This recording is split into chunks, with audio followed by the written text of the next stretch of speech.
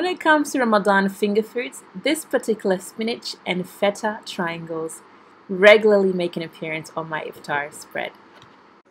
Hello and Asalamualaikum, welcome to Indulge with Iti and Ramadan with Iti. We have kicked off our Ramadan series. Inshallah, Ramadan is 2 weeks away and I'm super excited. You guys know this is my favorite time of the year.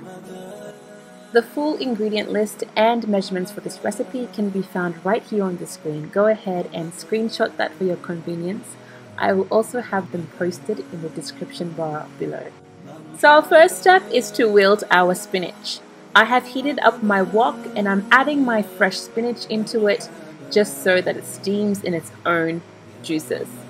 Once that's done, I'm going to take it out of the pot and add it into a sieve. And I'm using the aid of this awesome African tool that we use to grind pepper. And I'm going to squeeze as much of that liquid out as possible. The spinach was still steaming hot, so I set it aside to cool down while I diced my onion and went ahead to add some oil into my wok and caramelize these onions. So a little background on this dish. I believe it has Greek origins. The Greek call it spanakopita. This is essentially a spinach and feta pie. But today I'm taking inspiration from the Middle Eastern version of this dish by tweaking the ingredients just a little bit and including spices that I know my family and I enjoy. Now back to the recipe, of course. Once your onions are transparent, go ahead and add some garlic. Now our spinach has cooled down and I'm going to try and remove as much of that liquid as possible. So here I've put the spinach in between my two palms and I'm squeezing out that juice. Once I'm satisfied with my spinach being as dry as possible, I'm going to mince up my spinach in preparation for the filling. Into the wok with our caramelized onions, we're going to add our minced spinach, followed by some chopped parsley, and then cook it down for about a minute. Soon after that, I'm going to add all my spices. I have some salt here, cumin, chilli powder, black pepper and coriander powder. I'm going to fry that alongside with the other ingredients for a few minutes just to heat up those spices and bring out more of that flavor. 30 seconds should do the trick. Once that's done, I'm transferring my filling into a mixing bowl. And I've also added some chopped spring onion. So today we're going to add some feta cheese. This is a Greek feta cheese I picked up from a supermarket. So I've added about 2 blocks. And following that, I'm going to add some ricotta cheese. This is the thick variety. It's super fresh and I love what it does in this recipe. Following that is 1 egg. And the fun part is using my hands to bring all the ingredients together. What you want to do is combine the cheese, the egg, and the vegetables together until they are well combined.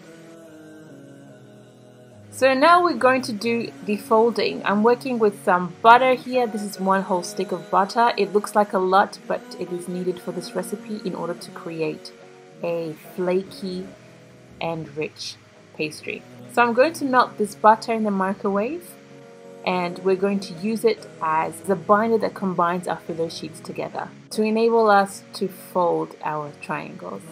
For this recipe, we're going to be working with Filo Pastry. This particular box came with 18 sheets of rectangular shaped Filo Pastry. Filo Pastry is a very light pastry. It's commonly used to make desserts like baklava and various other pastry dishes. First up, I'm going to remove 1 sheet of Filo Pastry and set the rest aside while covering it with a kitchen towel, just to avoid dryness. With the aid of a pastry brush, I'm going to brush over some melted butter over my Filo Pastry. After one side has been brushed, I'm going to add another layer, brush that layer with butter once again, and finally add my 3rd layer. So in all, I have stacked 3 layers of Filo Pastry. Sorry guys, I forgot to press record when I was doing the next step. So unfortunately, you don't have footage of me cutting down 3 equal strips from this pastry. So with these 3 strips, we're going to add our filling up top, fold it down to one side and repeat until we have our triangle.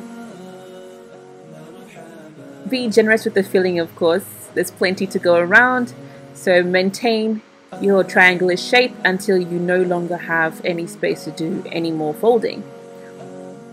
Once you get down to your last flap, add some egg wash, which is basically one egg that has been beaten with a fork. Use it as a glue to tuck in the flap. Repeat this process until you have exhausted your pastry and filling. Once all your triangles are nicely folded, place them onto a lined baking tray, and with the egg wash that we prepared earlier, brush over the top of your filo triangles so that once they're baked, they have a glossy finish.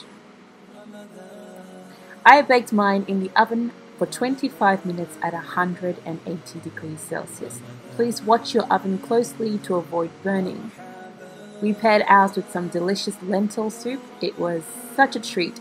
I hope you enjoyed this recipe and have a blessed and fruitful Ramadan. And don't forget to subscribe and stay tuned to the many Ramadan recipes that are coming your way.